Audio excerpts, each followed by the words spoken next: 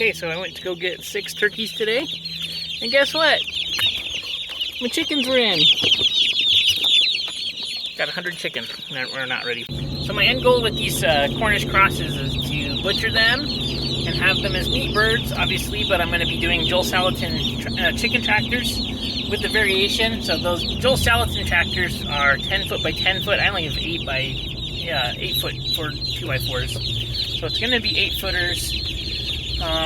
And should need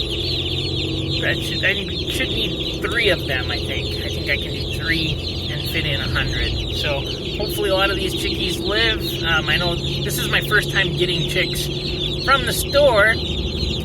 Anytime else I've got them from either a local farm or I got it from a feed store that was a little different where they weren't just from the mail. So these babies are brand new and they need to eat and stuff and get them set up and warm and all that good stuff. But they're very noisy and they're a lot more stinky than the other ones have been. So anyways, gonna get them all set up in some, we got these big 2 foot by 2 foot by 6 foot feed troughs. That's gonna be their homes. For the turkeys, we're gonna use a dog carrier, and then that'll be it.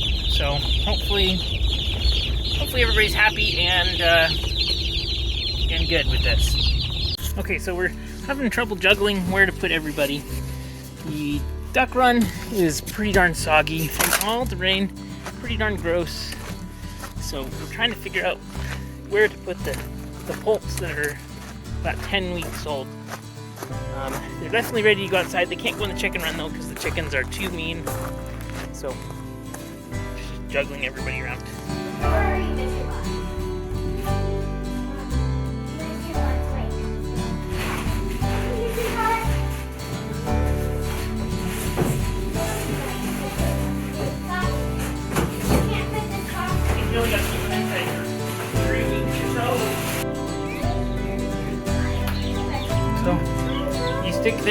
Stick their little beaks in the water. Gently. Okay.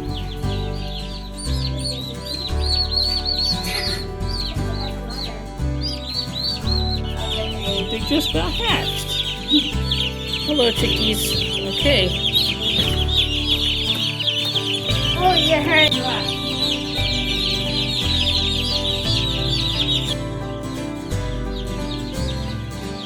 We need a lot bigger feeder. Not feeder, but trough for them to be in. So I'm heading to the store to get that figured out. We were originally thinking about putting the 8 poults that we have into the duck run until they were big enough to get into the chicken run. However, that's really wet and just pretty gross. It's just been constantly raining, constant water coming down the hill. So it's really, really wet. We don't want to put them in there right now because it needs to dry out a bit. So we're left with too many chicks inside that current setup. Gotta go get something to get it figured out. Also need some cans for the food so that we can keep the food dry and out of mice and things like that. So that's the race against time to get it done because I've got too many chicks inside that trough right now. I mean, they're gonna be okay for sure. I mean, just for the time being. It came in a tiny little box with no space to move, so I mean obviously it's bigger than that, but we just need a lot of space for them to move. So I also need 2 more feeders and a feeder and a water. So gotta go get it. Okay, got the other feed trough set up. I'm gonna start putting babies in there. Put 60 in this one and 40 in this one. 2, 3, count it out when you do it. 4, 5. One of her on so she can do gorilla. Well, she can go in that one. You guys can go in that one. Yep. Okay, let's get these guys a heat lamp. They need a heat lamp. Let's do it.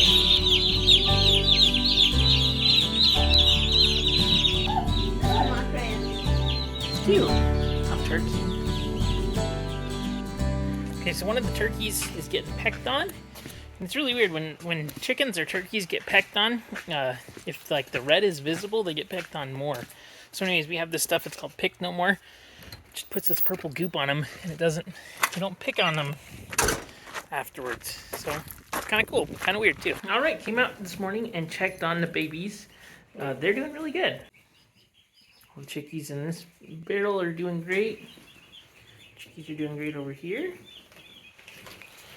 Turkey's looking awesome. That's exciting. Let's let the goats out.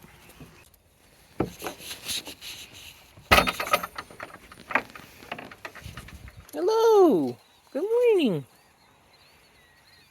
Hi, guys. Alright, so cleaning out the Cornish cross brooders right now, and interesting, so 2 of the babies died inside of our green brooder, which is a bummer. Don't know what happened. It looked like their insides were sticking out. It's pretty gross. It's super weird. But anyways, cleaned out a lot of their mess. They're so messy, very stinky. Just a note. Interesting though. So we have 2 brooder setups here. One of the brooders has a super high protein food in it. The other one had a medicated chick starter. But one was 18% protein and one was 26% protein, or something like that. The 26% protein chicks are much bigger. It is wild how much extra they're growing. So anyways, very, very interesting. We decided to pour out the medicated chick feed that was just extra. Just wanted to use it because we had it. But at the rate that these are growing, it's really, really interesting. We need these babies to grow up quick so we can get them out on the pasture. And that way we have room for the quail, which are coming soon. None of the babies in this one died. 2 of them died in here. Sad. This is the pasture that we're going to be raising them on. I have not cut this area. I decided to cut this area because my dog's out here and I don't want her to get ticks. Don't want her to get so messy. So this is her dog run area. Right here, got some really good pasture for the chickens. Some really good pasture on the other side too, that we're gonna be putting our goats on. Our goats have been grazing. I made the goat grazing post. It actually is working pretty well. I'm gonna show you what that looks like. So we got some leads here. Just went down to the hardware store and got this rubber coated steel cord, and I got 4 pieces of rebar that are 5 feet each. Just drove them into the ground in like a teepee format and put that ring around it, put them through the ring, and it's been working great. Pull out of it or anything. And I'm surprised at how slow they're grazing, honestly. There's a lot of land to graze, but I thought they would eat through it a lot faster.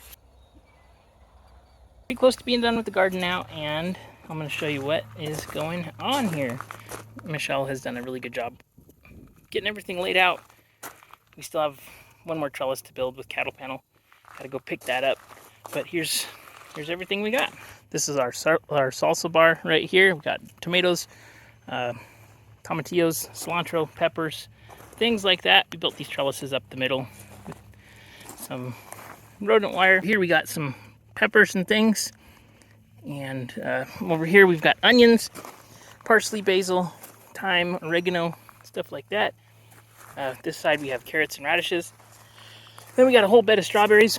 Last year we didn't grow enough strawberries, and we love eating strawberries, so we got a lot more. Plus we got garlic planted in between, in the middle of them. And we got flower bed right here, just flowers. We got more strawberries. Then we've got celery, spinach, romaine, different lettuces, broccoli's down there. And then haven't planted this bed yet. We'll see what we plant there. So over here we're gonna have squash and pumpkins and watermelons. Exciting to see it coming together. We're gonna still need to build the run around this. So we're building a chicken and turkey run around this so that we can more free range our chickens and our turkeys. Those are not the meat birds that we're growing, just the layers that we've got that are gonna, the meat birds are gonna be out on track. The rest of the day I'm gonna be hanging drywall, trying to finish upstairs.